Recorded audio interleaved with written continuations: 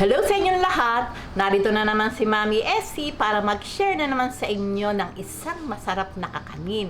Ngayon po ay gagawa tayo ng sumang marwekos.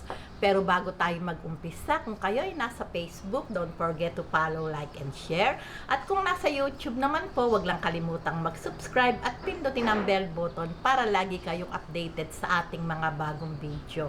Ngayon, narito po ang ating mga kakailanganing sangkap. Sa paggawa po ng sumang marwekos, gagamit po tayo ng 4 cups na glutinous rice flour, 1 cup na rice flour, 2 cups na white sugar, 1.5 cup na coconut cream o unang piga ng gata, isang latang evap milk, ubi flavor, at para naman po sa ating palaman, gagamit po tayo ng makapuno. Ito po ay optional. Pero syempre po, kung meron kayo, maglagay po kayo. Pero kung wala, okay lang din po naman. At gagamit po tayo ng 3 cups na coconut cream para po sa ating latik. Yun po ay ipapalaman din natin sa loob ng sumang marwekos. Ngayon po, umpisahan po natin yung paggawa ng latik.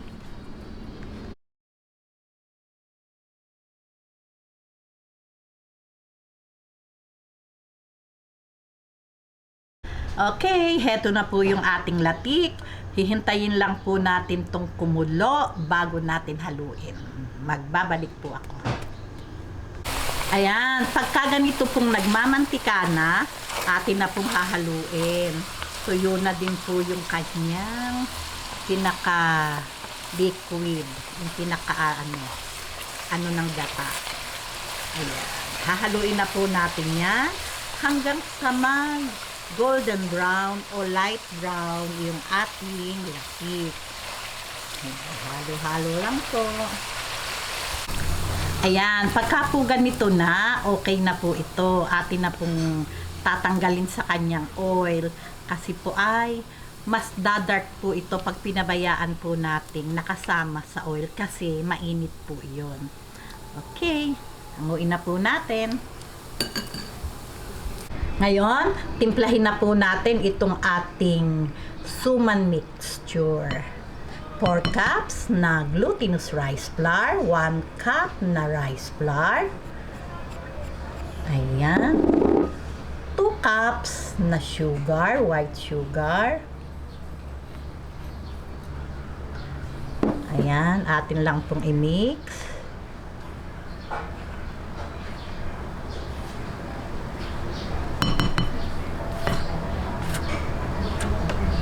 Lagay po natin tong ating isang latang evap. Ayan. Atin po munang i-mix. Baka po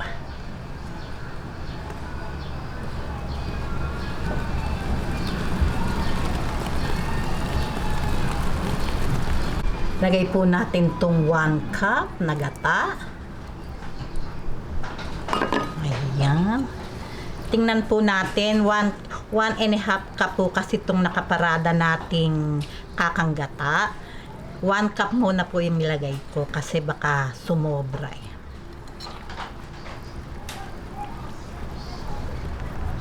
Okay, ngayon, i-mix lang po natin to hanggang mawala yung buo-buo.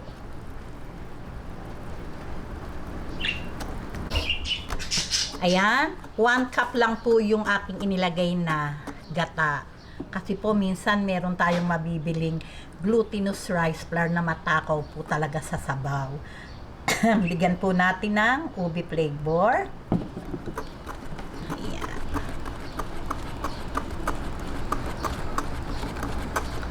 Ayan. Ngayon, yung paglalagay po ng ubi flavor, kung maganda na po sa inyong mata at okay na po yung ganda ng kulay, okay na po yon. Ayan, pagka po ganito na, okay na po ito. Ayan. Ayan, okay na po ito at talaga naman pong wala ng buo-buo. Ngayon po, ito po ay isasalang natin para ating pakunatin. Ayan, ilagay na po natin.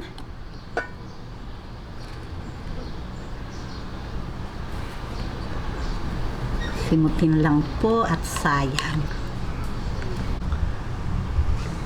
Ayan, dito po natin siya lulutuin sa ating tinaglatikan. Pero tinanggal ko po yung oil. Nagtira lang po ako ng konti para po shiny yung ating suman Marruecos mixture.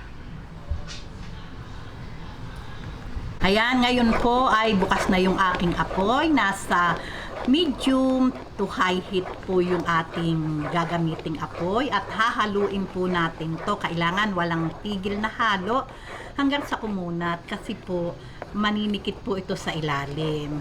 Ayan, halo-halo lang. Ayan, pagka po ganito, kung napansin nyo, diba, nagbubuo-buo na to. Tuloy lang po natin yung paghahalo, sa medium to high heat lang po yung ating apoy hanggang sa kumunat na po itong ating suman mixture. Okay. Ayan, pagka po ganito na, ayan, nakunat na po siya at nag-oil na din po. Okay na po ito. Ayan, di ba? Mahirap na ding haluin. Patayin na po natin ang apoy at medyo lang po palalamigin natin. Pag kaya na nating balutin, atin na pong babalutin to. Ayan. Ngayon, medyo malamig na po itong ating gagawing suman. Kaya na po nating balutin. Heto na po yung ating dahon. Siyempre po, lalagyan po natin ng oil para po hindi maninikit yung ating suman. Ayan, ganyan lang po.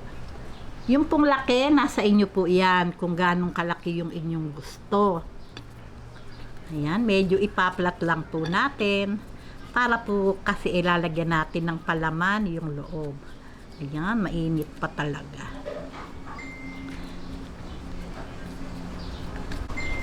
Ganyan lang po. Yung pong oil na ginamit ko, yung po yung ating pinaglatikan. Ngayon, syempre po, lalagyan natin ng makapuno para lalo pong sumarap yung ating sumang Marruecos. Liligyan po natin ng latik. Ayan, ganyan lang po. Tapos, syempre, atin lang pong pagsasalikupin na ganyan. O, yan, diba? O, ganyan lang po. Tapos, atin na pong ibabalot. Ayan, ganyan. Ayan, o diba? Medyo pipisain po natin yung, ayan, nagkabilang dulo para pantay po yung ating suman. Pagkatapos, ganyan, ilulupi lang po natin yung magkabilang dulo. Ayan, yung pong laki nasa inyo kung gaano gusto nyong kalaki. Ayan, siya nga po pala, paki-share po itong ating video para po lalong dumami yung ating viewers. At syempre po, kung meron po kayong request, mag-comment lang po kayo sa baba. Salamat po. Thank you very very much.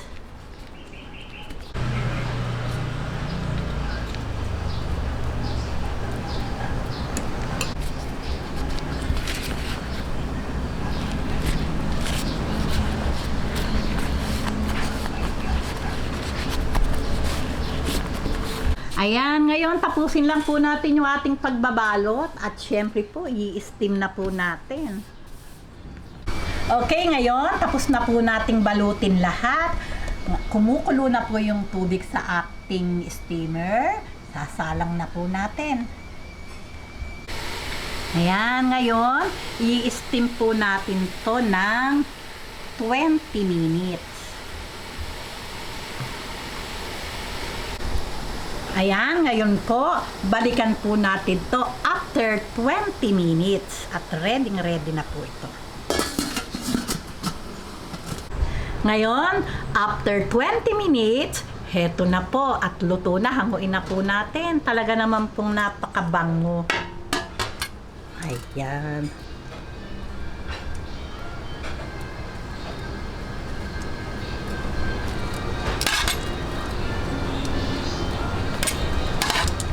Okay, ngayon, buksan na po natin. Tingnan na po natin ang laman.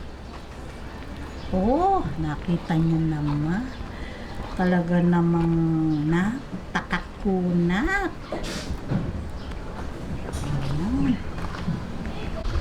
Hayan, heto na po ang talaga namang napakasarap na sumang Marruecos. O di po ba, napakasarap na merienda. Gawin nyo na po ito at talagang maiibigan ng inyong pamilya. O, paano po? Kung nagustuhan nyo ang video na to, huwag lang kalimutang mag-likes. And don't forget to share and subscribe.